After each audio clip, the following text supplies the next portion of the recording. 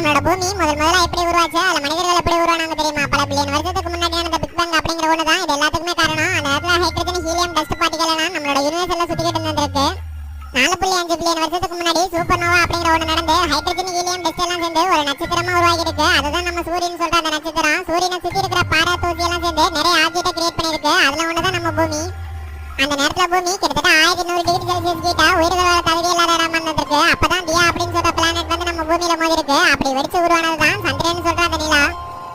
600 million வருஷத்துக்கு அப்புறம் 20 million வருஷமா பல விண்கற்கள் நம்ம பூமியில கண்டினியூவா விழுந்திருக்கு. அந்த விண்கற்கள்ல உப்பு மாதிரி ஒரு கிறிஸ்டல் இருந்திருக்கு. அப்படி உருவானதுதான் நம்ம பூமியில இப்ப இருக்கிற தண்ணி. அதனால பூமியோட ஹீட் குறைய ஆரம்பிச்சிருக்கு. கடைக்கடியில இந்த எரிமலை எல்லாம் வெடிச்சு வெளிவந்த லாவாலாம் ஒரு சர்ஃபேஸ் மாதிரி நிறைய கான்டினென்ட்டா உருவாக்கி இருக்கு. பூமி உருவான 1.2 பில்லியன் வருஷத்துக்கு அப்புறம் திரும்பவும் பல விண்கற்கள் பூமியில இருந்து தண்ணியில விழுந்திருக்கு. அதனால வந்து ரியாக்ஷனால ஒரு சில உயிரினம் அப்படிங்கிற ஒரு பாக்டீரியா உருவாகி இருக்கு.